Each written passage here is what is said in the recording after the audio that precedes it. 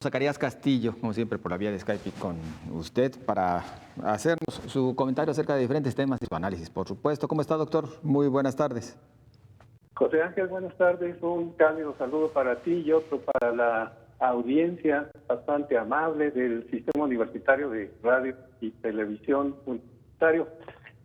Finalmente, efectivamente, con la idea que hemos transitado en las últimas 2 semanas sobre el aplanamiento de la curva, es decir, la contención de la expansión de la pandemia del COVID-19 en nuestro país, extrañamente aún no llegamos a un acuerdo claro derivado de las informaciones que recibimos del subsecretario Hugo López-Gatell respecto al contenido de las cifras que nos acostumbró a seguir desde el momento en que se definió que él llevaría la conducción de las informaciones técnicas relacionadas con el seguimiento de los efectos de la invasión de una pandemia que en su origen se veía lejana y ajena a la realidad de nuestras vidas cotidianas.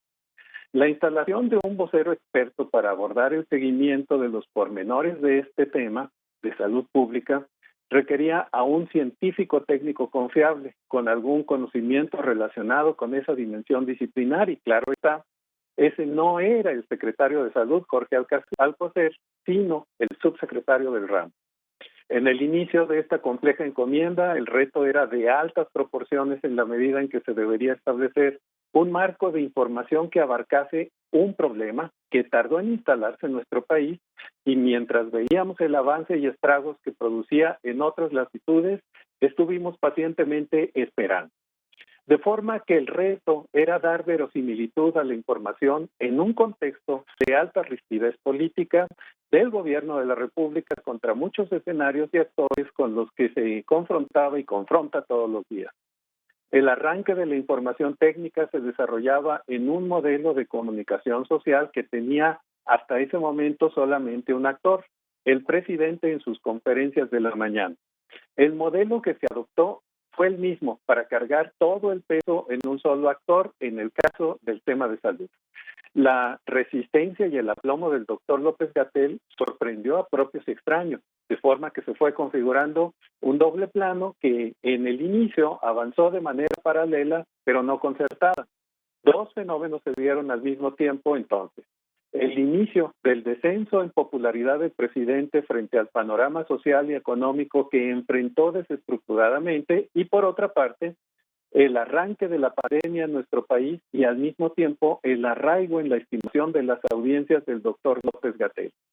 Ambos desarrollos se tenían que vincular en la estrategia de gobierno, y el momento se dio con la declaración de la fuerza de la moral del presidente, enunciada por la visión hasta ese momento funcionalmente desarrollada en apoyo a la información científica y técnica del subsecretario de Salud. La transformación entonces de las rendiciones de cuentas técnicas comenzaron a debilitarse en información y ampliarse en interpretaciones y eventualmente en posicionamientos políticos. La controversia ahora, dado el adelgazamiento de la zona de la información técnica en esas conferencias, que han incluido diferentes polémicas en varios temas no científicos e inclusive lectura de poemas, tiene que ver con la interpretación de los datos y cifras que ofrecen respecto al desarrollo de la pandemia, ya sin la concentración y atención que tuvieron en sus inicios.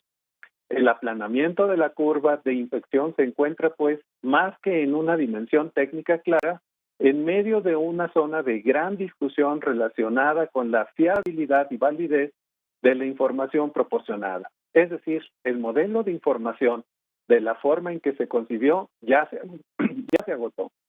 La dimensión temática de la información del coronavirus opacó cualquier otro tema en la agenda nacional. Sin embargo, el momento en el que nos encontramos, uno sumamente ambiguo por recibir señales muy diversas y de diferentes instancias del gobierno federal y de los gobiernos locales en materia de salud, hace surgir dos temas desvinculados de la emergencia sanitaria que requieren la atención ciudadana. Por una parte, la habilitación en funciones de policía de las Fuerzas Armadas, sea directamente o por mediación de la Guardia Nacional, y otra, más alentadora, el fallo de la Suprema Corte de Justicia de la Nación respecto al intento frustrado e ilegal de la ampliación del periodo de gobierno de Javier Bonilla en Baja California. Diego Petersen nos recuerda una de las consignas del candidato Andrés Manuel López Obrador, que dijo: hay que cuidar al ejército, que no se utilice para suplir las incapacidades de los gobiernos civiles. Bien, este lunes se publicó en el Diario Oficial de la Federación el decreto expedido por las instancias correspondientes y sancionado por la Presidencia de la República, en el que se dispone de las Fuerzas Armadas para llevar a cabo tareas de seguridad pública de manera extraordinaria, regulada, fiscalizada, subordinada y complementaria. Entonces, no deja de ser una noticia que inquieta por el efecto de una sustitución de los esquemas de seguridad pública del país, criticados por el candidato Andrés Manuel López Obrador y puestos en funcionamiento en su periodo administrativo. Por otra parte, el resolutivo de la Suprema Corte de Justicia de la Nación, dando conclusión a una polémica que creció de manera irracional y que llegó a la Suprema Corte, no deja de ser un factor de respiro para la democracia.